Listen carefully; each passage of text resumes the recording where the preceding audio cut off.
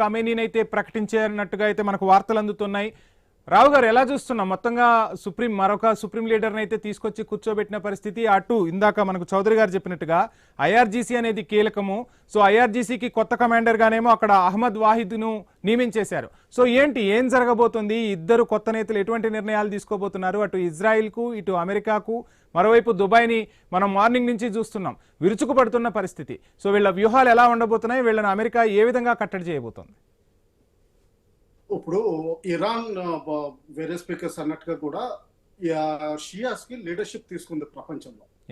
అలాగే ఈ అయోతల్లాస్ ఇద్దరు కూడా ఇప్పుడు వరకు ఇద్దరే అయోతల్లాస్ వచ్చారు, గ్రాండ్ అయోతల్లాస్. వీళ్ళిద్దరూ కూడా ఇమాం హుస్సేన్ కి లింకేజ్ పెట్టుకున్నారు. అంటే ఏంటంటే వాళ్ళ వారసత్వం అదే డైనాసిటీ నుంచి వచ్చినట్టు పెట్టుకున్నారు. సో ఆ విధంగా ఒక కల్ట్ ఫాలోయింగ్ తయారు చేసుకోగలిగారు. అందువల్లే ఇప్పుడు కొడుకును కూడా మేము పొద్దున్న అనుకున్నట్టు కూడా కొడుకునే చేశారు. ఎందుకంటే ఆ లీనియేజ్ ఒక ఇంపార్టెంట్ ఫ్యాక్టర్. అది యూనిటీ, తర్వాత షియాస్ లో ఒక భావం తీసుకురావడానికి ప్రపంచంలోనే షియాకి లీడర్స్ కింద. అందుకనే కరాచీలో 9 మంది యుఎస్ కన్సులేట్ అటాక్ చేసి పోవడం, 9 to 12 మంది పోయారని. ఇటు ఇండియాలో కూడా చాలా షియా ఏరియాస్ లో గొడవైంది. ఇప్పుడు ఈ అజ్తోబా ఎవరైతే ఉన్నారో వీళ్ళ great grand father actually he was Born in India. Actual గా మన ఇండియన్ లింకేజ్ ఎక్కువ ఉంది. ఇండియా నుంచి మైగ్రేట్ అయ్యారు ఎర్లీ 20th centuryలో. అది మనం గుర్తుపెట్టుకోవాలి. సో ఈ విధంగా ఏంటంటే వాళ్ళు స్టెబిలైజేషన్, అంటే ఐఆర్జీసీ కమాండ్ కానివ్వండి, ఇటు ఇమామ్స్ కౌన్సిల్స్ కానీ వాళ్ళ రూలింగ్ కానీ ఇవన్నీ స్టెబిలైజ్ చేసుకున్నట్టు. తర్వాత ఇంకోటి ఏంటంటే ఇది ముందు నుంచి వాళ్ళు యాంటిసిపేట్ చేశారు.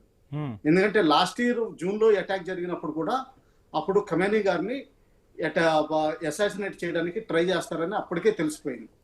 సో అప్పటి నుంచి స్టాండ్ బై అరేంజ్మెంట్స్ పెట్టుకున్నారు. అందువల్లే తొందరగా 24 hours లోపల వాళ్ళు అన్ని అరేంజ్మెంట్స్ క్లియర్ కట్ గా చేసుకోగలిగారు. అలాగే ఐఆర్జీసీ కమాండర్స్ జూన్ లో కూడా పోయారు, ఈసారి కూడా పోవడం జరిగింది.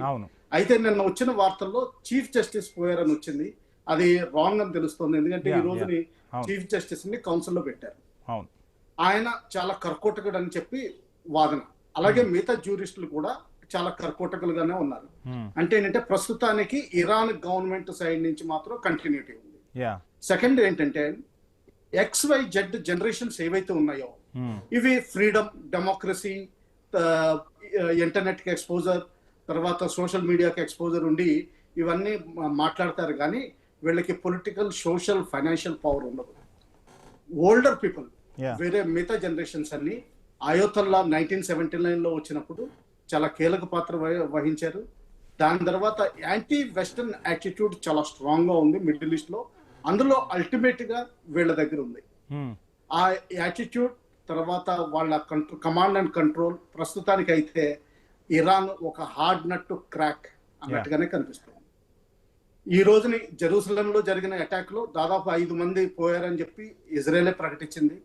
అలాగే మిగతా మిడిల్ ఈస్ట్ కంట్రీస్ లో కొంతమంది క్యాజువాలిటీస్ అయినట్టు, ఇంక్లూడింగ్ 4 Indians ఇంజూరీ అయినట్టు ఒక షిప్ లో, ఇవన్నీ రిపోర్ట్స్ వస్తూనే ఉన్నాయి.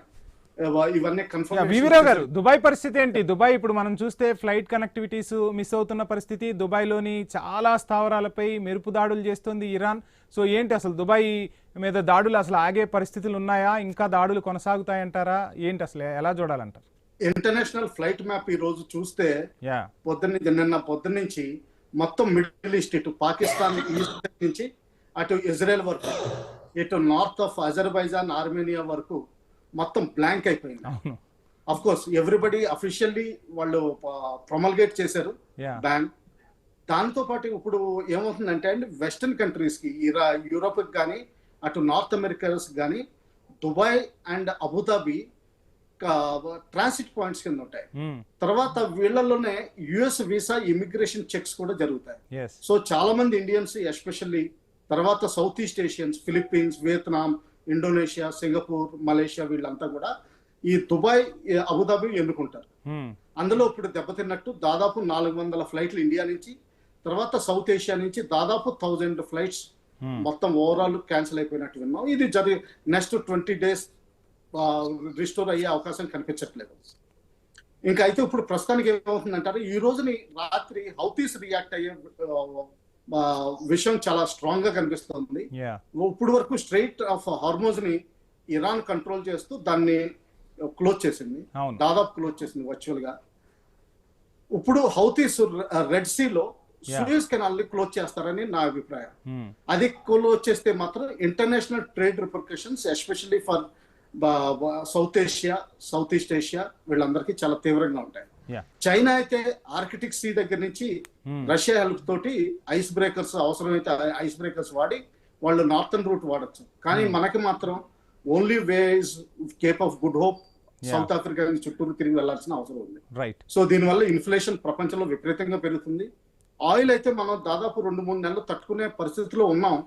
ఎందుకంటే మనం వెనుజులా తోటి, రష్యా తోటి డైరెక్ట్ అగ్రిమెంట్స్ ఉన్నాయి, చీపర్ ఆయిల్ మనకు వస్తూనే ఉంది, అందులో మనకి పెద్ద ప్రాబ్లం ఏం లేదు. తర్వాత వెనుజులా ఆయిల్ ని ఫ్రాక్ చేయగలిగిన కెపాసిటీ మన రిలయన్స్ ఫ్యాక్టరీకి ఉంది. చాలా లో లెవెల్, హై లెవెల్ సల్ఫర్ ని డీల్ చేయగలను. సో ఆ విధంగా మనకి పెద్ద ప్రాబ్లం కనిపించట్లేదు. వెనుజులా ఆయిల్ ని రిఫైన్ చేయగలిగేది ఒక చైనా, భారత్ లోనే ఆ క్యాపబిలిటీ ఉంది. వాస్తవం అతి పెద్ద ఫ్యాక్టరీ రిలయన్స్ దే ఉంది. అటువంటి ఆయిల్ ని, ఎటువంటి ఆయిల్ అయినా సరే, విపరీతమైన సల్ఫర్ ఉన్నదైనా సరే, లో సల్ఫర్ ఉన్నదైనా సరే డీల్ చేయగలిగింది. సో ఆ విధంగా మనకి అడ్వాంటేజెస్ ఉన్నాయి.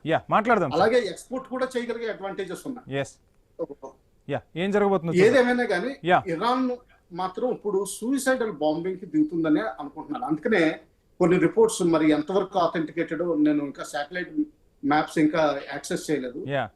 Abraham Lincoln air craft carrier group Pakistan side కొంచెం కదిల్చినట్టు రిపోర్ట్స్ వస్తున్నాయి. అది ఎందుకంటే గల్ఫ్ రీజియన్ లో ఉంటే అక్కడ ఇరాన్ నేవీకి షాలో వాటర్ నేవీ, కానీ వాళ్ళకున్న ఏంటంటే సబ్మర్సిబుల్స్ తోటి కార్ బాంబ్ అటాక్ ఎలా చేస్తారో అలా చేసే ప్రసక్తి చాలా కనిపిస్తుంది. పైనుంచి యుఏవీస్ వాడతా ఇక్కడ సముద్ర గర్భంలో ఈ మిడ్గెట్స్ ని వాడి డ్యామేజ్ చేసే అవకాశం కనిపిస్తుంది. ఆల్రెడీ ఒక లాజిస్టిక్ షిప్ ని సమ్వేర్ అరౌండ్ బహ్రెయిన్ దగ్గర డ్యామేజ్ చేసినట్టు రిపోర్ట్స్ వస్తాయి. మాట్లాడదాం సార్.